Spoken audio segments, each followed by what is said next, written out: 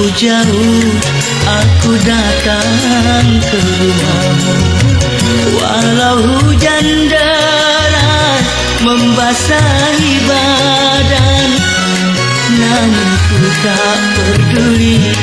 Demi cinta rela aku jalani.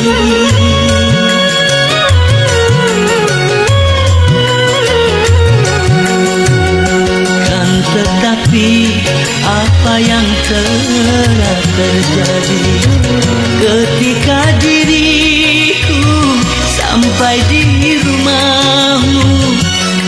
Kulihat di ruang tamu kau sedang asyik berjumpa.